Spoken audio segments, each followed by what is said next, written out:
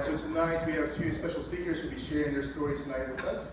So I want to invite up Zach Zane to share his own journey. Come on up, Zach. Let's give him a hand.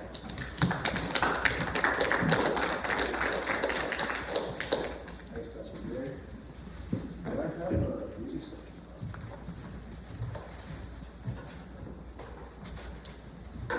Is there a microphone? Awesome.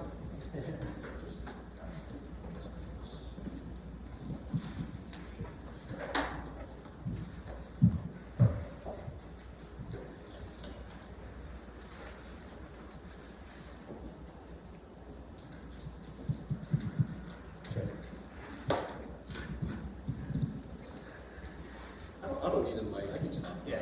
All right. Thank you, Jim. Hello. Hi, everyone. How are you guys doing this week? It's a great pleasure to be invited to share tonight. Thanks to Pastor Jerry for organizing the Summer Faith for Real Life series. Tonight the topic is, the topic is from Parachurch, a local church. I'll walk us through what that really means, because to be honest, when Pastor Jerry gave me this topic, I didn't know what that meant. But yeah, just really grateful for this privilege to be up here talking, and I hope that what I say is an encouragement to you.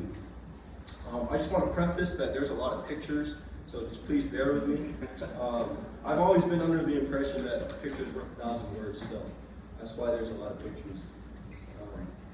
To start off just a little bit about myself, is I haven't met all of you guys here before.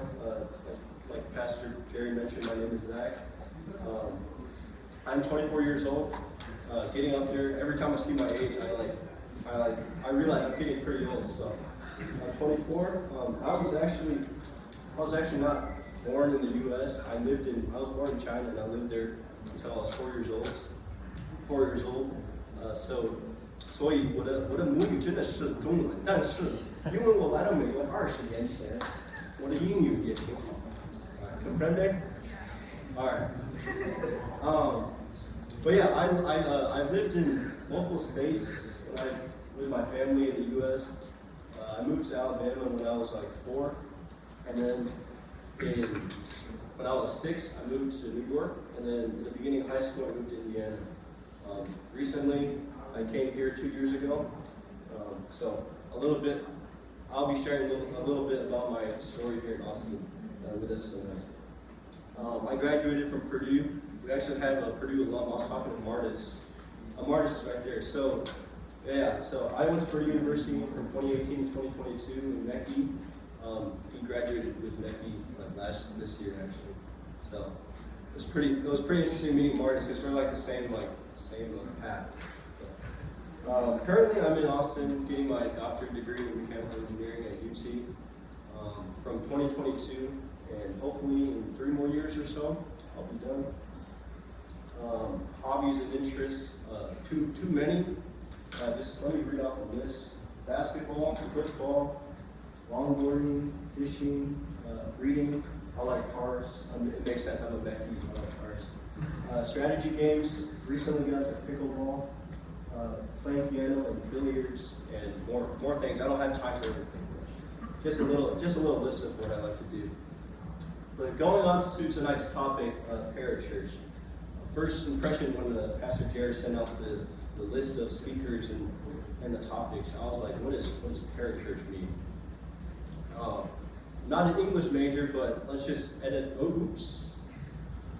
etymologically break this word down from the prefix para and the other word church. So I came up with, when I was looking at this, I was like, let me think of some words that started with para as a prefix.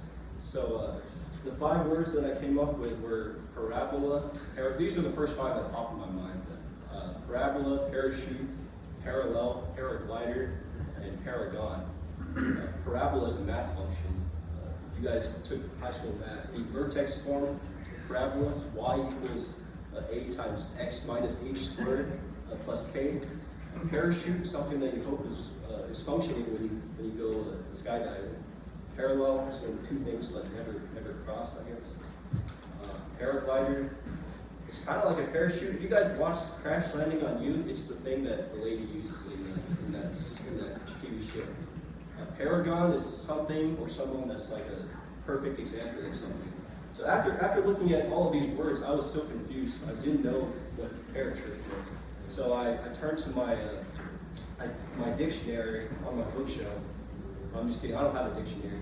I turned to Google and I searched what is parachurch. I'm pretty sure you guys can't read that, but nowadays Google is integrated with AI. So what did the AI tell me? It says right here, parachurch is a religious organization or group that works with and supports local churches. The term comes from the Greek word para, which means to come alongside. That kind of makes sense, I guess. Parachurch organizations often specialize in areas that churches can't handle on their own, such as social welfare, evangelism, training pastors, sending missionaries, teaching the Bible, and focusing on specific demographics. So I just came up with after reading that, I clicked a Wikipedia article and it brought me to like a list of parachurch organizations, just so we can like have a better idea of what it means. Many of us may have been involved with campus ministries, and that's a pretty big parachurch organization throughout the nation. So the three I listed here are Crew, which some of us are an epic movement, so that's part of Crew. InterVarsity. If you guys saw Jesse's wearing an InterVarsity t-shirt today over there. The Navigators is another big one. The Fellowship of Christian Athletes is like an organization nationwide that supports Christian athletes. Awana is something that, it's like a children's program that a lot of churches do. I know there's, our church here does it as well. And some of you guys may have grown up going to Awana and stuff. Habitat for Humanity was one that I did in college. It's like an org where, have any of you guys heard of Habitat for Humanity? Yeah, so they partner with low-income families and they build a house together so that they can have somewhere to live. And then there's some like Bible publishers and translators, Gideons. Like if you guys have been in hotels, they have Bibles in the drawers. It's because organizations like this place them there. Zondervan, Wycliffe, they translate the Bible. I've also been a part of these two organizations down there, World Vision and Samaritan's Purse. Samaritan's Purse is known for doing something called Operation Christmas Child, OCC, where you fill a shoebox with like gifts, and then they will fly it out to various countries during Christmas time. Lastly, YMCA, Young Men's Christian Association, started off as a parachurch organization as well. So hopefully now we kind of know what it is. I will delve into the gist of the lesson. Basically, the whole point of my lesson here today boils down to this paragraph right here. Parachurch orgs and the local church are both necessary, and neither is more important than the other. They both serve the purpose of furthering God's kingdom here. Thus, it is paramount. You see what I did there? To strike a balance of involvement of both and not one or the other. That was kind of long, so hopefully we can relate to this a little more. As Thanos aptly said, perfectly balanced as all things should be. That's kind of the mentality that I think we should have. Just take life advice from Thanos. Okay, yeah, now that I've talked a little bit about Parachurch, I'll talk a little bit about my involvement in those organizations when I moved to Austin, and also how I got integrated in the local church here. I moved to Austin in August of 2022, and I came to ACC pretty soon as I moved here. The reason why I came here and how I found this church is I have a college friend. Some of you might know him and his brother, Daniel and Benjamin Zhu. He went to Purdue with me and his family lives here, and he told me about ACC. In addition, one of the mandarin pastors at the church here was my pastor back in New York State. So I came here because my family told him that he's a pastor of the church here. I also went to Austin Stone a couple of times in August and September, but I think I ended up sticking with ACC mainly for the people. I felt more connected, I felt more involved here, I felt more at home. To be honest, at Austin Stone, I was just going there for service, and afterwards I would just go home and watch football. I wasn't really connecting with anybody there. So, I don't know, some of you guys are laughing because you're related to that too. But, yeah, at UT, I got involved in several parachurch organizations. There's one for grad students called Graduate Ivy University. I actually met the guy that kind of runs it at UT. His name is Tim Wong. He actually goes to our church, so I introduced myself to him. I didn't know who he was. Just after service one day, and I told him I was a grad student, and he said he's like the staff for Grad Ivy. That's how I got involved in that organization. The other two, they were tabling on Speedway, which is that long like road down the center of campus. So I just walked up to them. They were passing out flyers and everything. But now I'm mainly more involved in epic movement. Just to show you some of the things, like the community building aspect, playing sports is like pretty fun when you play with other people. Silas is in one of those pictures on the left. Actually, I think he might be in multiple pictures, but yeah. All these pictures, but none of them we have won like a championship, so it's kind of sad. We're gonna keep trying though. And this is my men's small group at Epic. This year, the small group leader was Corey. Some of you might know Corey. Yeah, he did a great job, just like keeping us on track and focused. And yeah, really love being a part of the small group and just fellowshipping with these other brothers. I got involved at Quest for the first time in October of 2022. That picture that's on the left there was actually my first day at Quest. You see we're packing bags full of candy and treats. We also wrote personalized notes and stuck them in the bags, and we went around the community and passed them out. But what's really interesting is prior to that Sunday, every other Sunday, when I was at ACC, I would just leave right after the service, go home and watch football. But eventually, I think I got tired of like my team losing, so I wanted to stick around after church and just hang out with people, like fellowship with others. Because to be honest with you, even though I was going to church for 2 months at the time, I wasn't really going. I wasn't really present. I was just there listening to the sermon, and then I would just drive home afterwards. So that day, when we went around the community, like we got to talk to strangers, just knocking on their door, handing out gift bags and stuff. So it was a really good change of pace in my life. But yeah, I continue to stick with Quest, Pastor Jerry, and everybody else here. In December, that picture is shown is for Pamela. She graduated, so we had like a little graduation celebration for her. What does it say? April? Yeah, April 2023. It was like, at that point, I've been at ACC for over half a year. So when they had like new member classes, I told the pastor that I would be interested in committing to become a member. So I became a member of the church in April.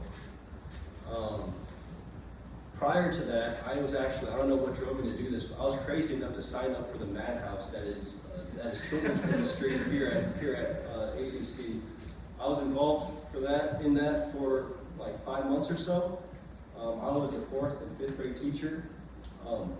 What's crazy here is these 4th graders pictured here, they're now 6th graders, so they're entering youth. So that kind of makes me feel old. That was almost 2 years ago. In the summertime, I was invited by, or actually, the reason how I found out about youth retreat is because some of my friends are going, and so that was actually my first reason why I wanted to go, just to hang out with some of my buddies. But I think it was a really like humbling experience, and my experience at the retreat changed my perspective. Right here, okay. I have a picture of it previous or afterwards, but basically, I was teaching some 6th grade boys with Chris. We had 3 kids, and during those 3.5 days, I think we learned a lot as to what it meant to be youth counselors. We had a fun time with the kids. Afterwards, one of the pastors told me that but it would be nice if I could consider being the 6th grade boys counselor. So I prayed about it, and I talked to my parents about it. I talked to some friends about it. Afterwards, I told them the answer that yeah, I would be down to serve as a youth youth counselor for as long as I'm here in Austin. So the way the counselor system works here is that you go with the kids as they move up in their middle school and high school years. So Jason, I just see him pop in here. Jason here actually just graduated from high school. So he went through the youth system, 6th grade, 10th grade. But obviously, like, I don't know how long I will be in Austin for. Like, that's up to God. But I think as long as I'm here, I'm willing to serve the kids and be their counselor. So right here, this is my group of boys. And yeah, it's a real blessing to be able to just impart some knowledge to them and be an example to them. Moving on to some points about the local church that I brainstormed. When I think about it, what does the local church mean to me, and what do I really get out of it? To me, church is community, church is missional, church is also intergenerational. And my last quick bonus point is that if you get to know the pastors a little bit, which might seem scary at first, but it's really not that bad, the pastors are cool people as well. So for each of these, I have attached a slide or so. So just to flesh out my idea. There you see Chris and I and our 3 kids at youth retreat, holding our small group. Church is community, right? So you build bonds with other people, you interact with other brothers and sisters of Christ, and you spur each other on. I'm always reminded of that passage in Proverbs 27:17, where it says, like, iron sharpens iron. So church is community. The second thing is church is missional. So just a side point here, but one thing that I really respect about ACC is that they have a large focus on missions. You guys, some of you may have grown up going to this church, but as someone who didn't, it was very apparent to me. So the neighborhood that ACC is at is, if you just look at the demographics, you just look at the region, it's not the most affluent area of Austin, but I really believe that God put this church here for a reason, that we as believers have a purpose to serve the community, to love other people, and just bless them. So I've pictured here some examples of that. In the left picture is Raymond and I and Rachel. We went to Walmart to buy some gifts and toys. We were holding a toy drive at our church for Christmas time. The picture on the right is a Christmas event, a Christmas brunch, and a skit that we held here in this building. Last year we held some food distribution events. They're actually doing that again this year. Actually, I believe it's coming up this month. On the right, there's an elementary school that way, and at the beginning of the school year, we were able to just give the teachers breakfast and just talk to them and pray for them. Just a side note here, serving is really great, because one thing I realized is you get to interact with people that you generally don't interact with, and get to know them. So the picture on the right, Mary, Bob, Sarah, Chu, Deb, Leslie, Pastor Gaylord, and myself, when you serve, you just get put together with people that you may not generally hang out with or interact with, but you just get to know and just realize they're also really good people. That's one aspect of serving I really appreciate. This was pretty recent. You can see Rachel, James, Drew, and I this is a Mexican piñata or candy store, party store.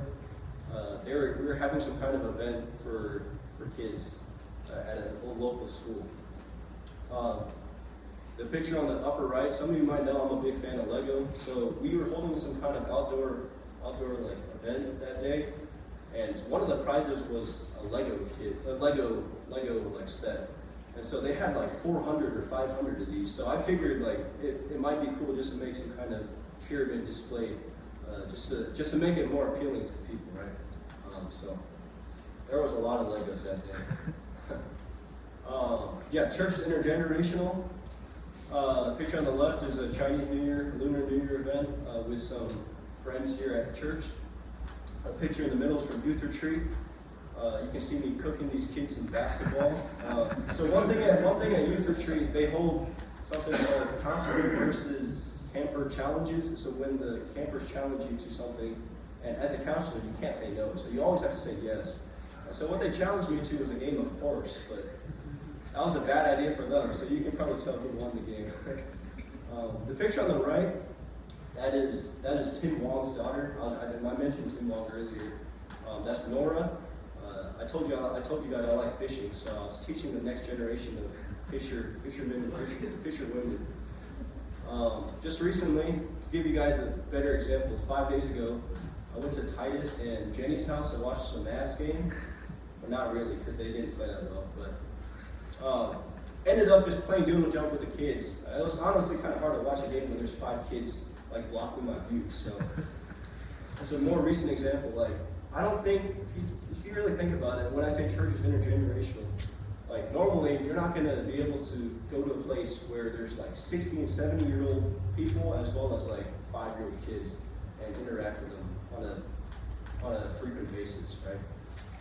And so like I have pictured up here like little kids, but I've also like interacted with, and some of my more favorite moments were like, interacting with some of the older people here at church. So this is the pastor that I was talking to you guys about, the Mandarin pastor at our church, Pastor Tony. So I was able to go to their house for Thanksgiving last year for lunch, and this was pictured last year, Mother's Day. They had me as the coordinator or for the children's ministry for their singing. So it's pretty interesting. But yeah, Pastor Tony and his wife are very lovely people. So I still bump into them all the time. So like, it's really nice to be able to just continue to grow with the people that you know. Just ending off with a couple of verses for biblical encouragement. In Matthew chapter 18, it says, "For where 2 or 3 are gathered in my name, there am I among them." In Psalm 133, David writes, "Behold, how good and pleasant it is when brothers dwell in unity." And my final point is from 1 Corinthians chapter 12. So I just put a succinct version of the verse here, but pretty much what happens before where Paul says in verse 27 talks about how a body has many parts, and so like the ear cannot say like to the hand, "I want to be the hand," and vice versa. So he says in verse 27, "Now you are the body of Christ and individually members of it. And God has appointed in the church first apostles, second prophets, third teachers, then miracles, and gifts of healing, helping, administrating, and various kinds of tongues. Are all apostles? Are all prophets? Are all teachers? Do all work miracles? Do all possess gifts of healing? Do all speak with tongues? Do all interpret?" So what he's trying to say is that we all have different gifts, and so to just use your gifts for the best purpose at church. My 2 last final points here. Whatever role that you have in a parachurch or local church, it is for a purpose, and it's important. And finally, though different churches and organizations have different names, ultimately, like, we are united in Christ. So just let that be the unifying factor in our lives. Yeah, that's all I have for you guys today. Thank you.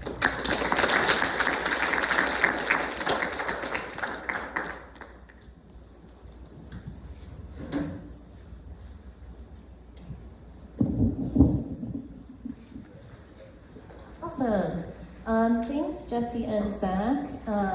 We do have a Q&A session right now. There is a QR code, or you can go to menti.com and use the number on the top of the screen.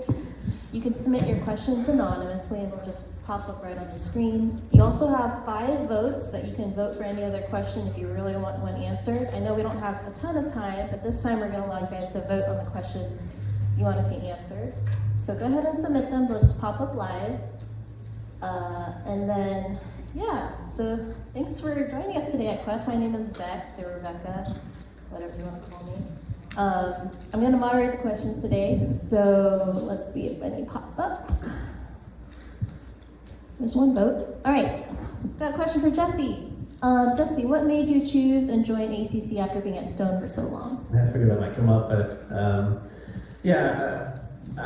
was trying to see how I could summarize this. The biggest initial catalyst is actually COVID. So my son Jaden was born when it was like stage 5, and then at still most people were not wearing masks, and we just didn't really feel comfortable with a newborn, the risks. So like I know a lot of connections at ACC. I actually, as a child, had memory of PG, and our families knew each other before. So they're like, okay, we can come to ACC. And my daughter Nora was like, I want to go to church. I don't want to just watch the stream. So I'm like, oh, that's great. So let's go. But I think what we found is like. We just love the community that was here, and also for the kids ministry was really good for Nora. She was really engaging. Like the first time she came back, she started memorizing a scripture already that night. I was like, what the? It was just amazing. So I think the community was always challenging, even after 15 years at Stone. And I think, especially with kids, so we love the community, and the church was always awesome. Thanks. If you could relive your college ministry experience, what would you change? This might be for you, Jesse, since you're already out of college. I think I kind of touched on it a little bit, but like I think I was a little over immersed in like campus ministry, in that not really plugging into church, but also like I kind of missed out on some opportunities to hang out with non-believers in college, right?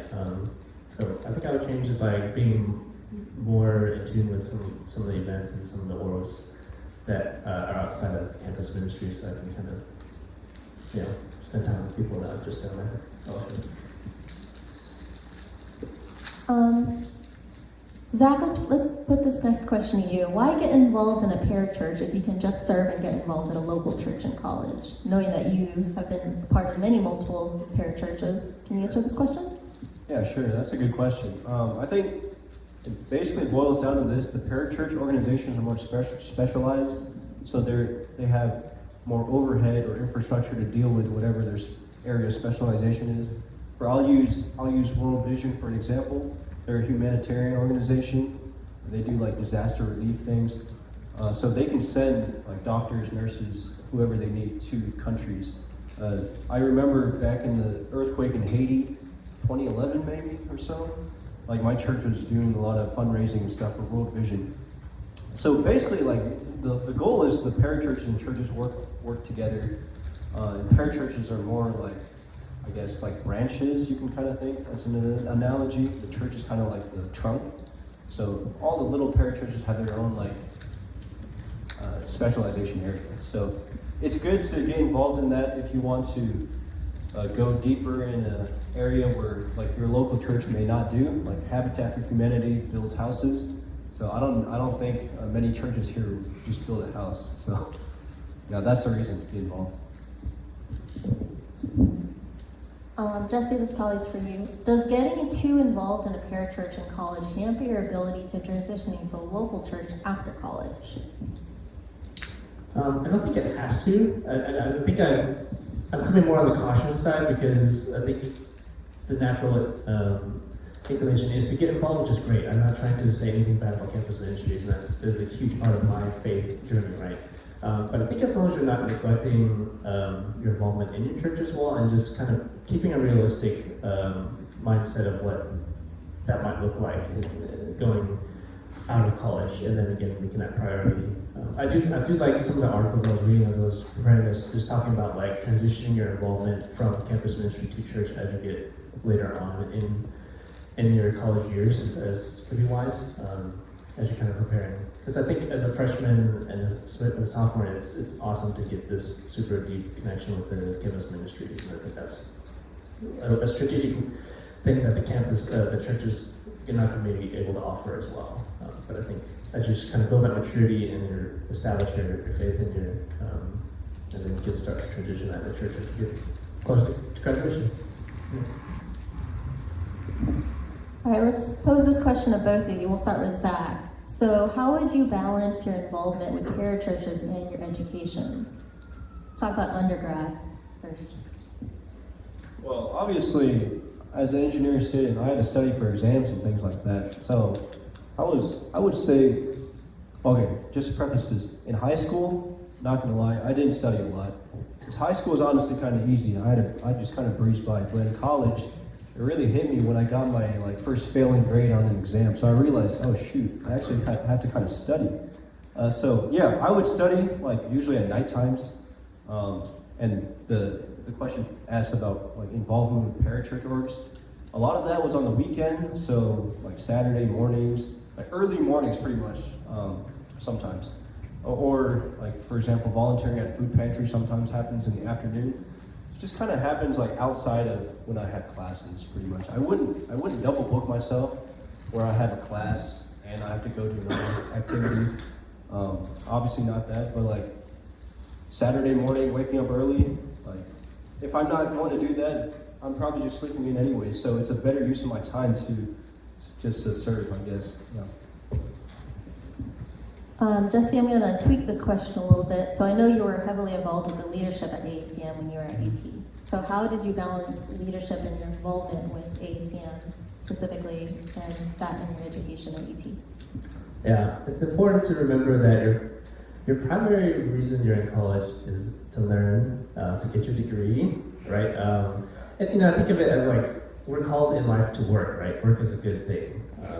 And so in college is preparing for that work. So it is important to focus on your studies. You definitely don't want to flunk.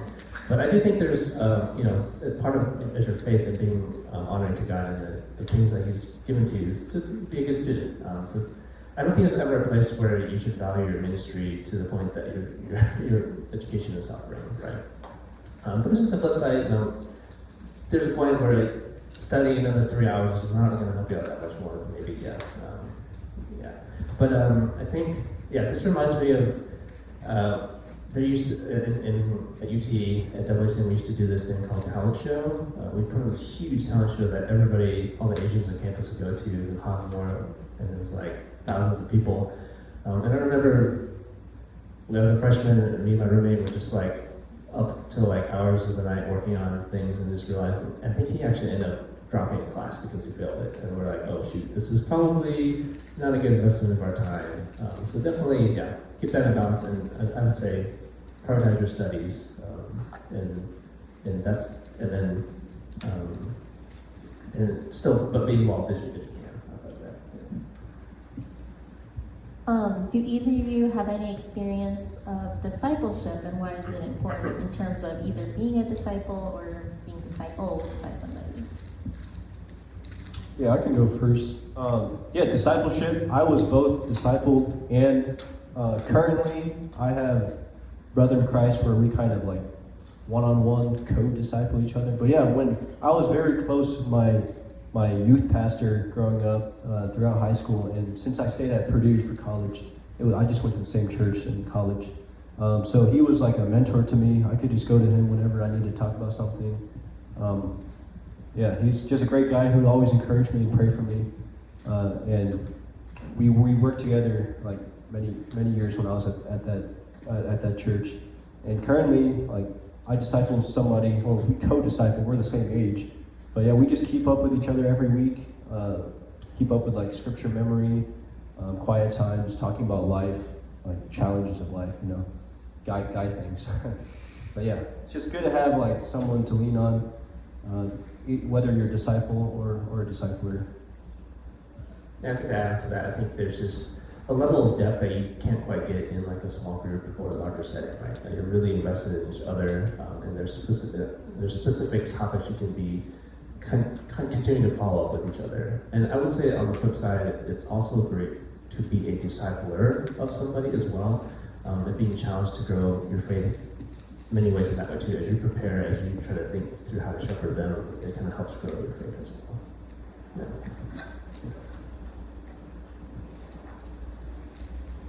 Okay. I think we have a couple more minutes for questions. I'm going to go till 9:10. Let's see. Can you please share some advice for transitioning from college to post-grad in a church setting? For example, how do I connect with older people?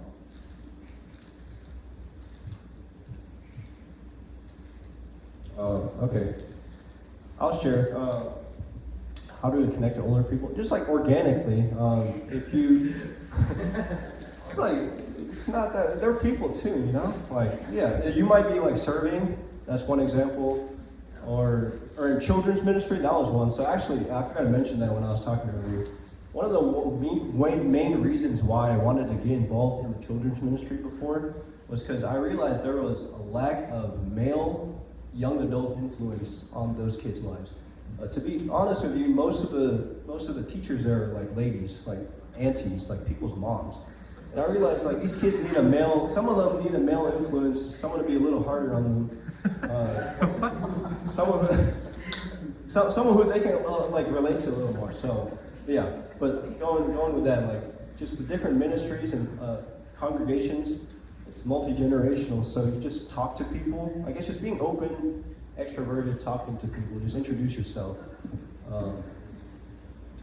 Yeah. Just put yourself up. I think there's one more question I want to have you guys answer because it's a pretty important one. The question is, should I look for discipleship within the parachurch or the church that I'm a part of? Any tips on seeking that out, particularly with, again, older people? I think it could be either. I don't think it has to be when you're in college. I think discipleship is great in either way. I would, if you don't have somebody that is, sometimes it happens naturally, right? You might just know somebody, connect with an upperclassman, and you could just ask them, hey, can you disciple me? But if you don't have that, just approach the staff worker or a leader and just like, hey, I'm looking for a discipleship opportunity. Can you connect me with somebody? And I'm sure they could kind of do some good connection that way. Yeah. Awesome. Thanks. Everyone give a hand for just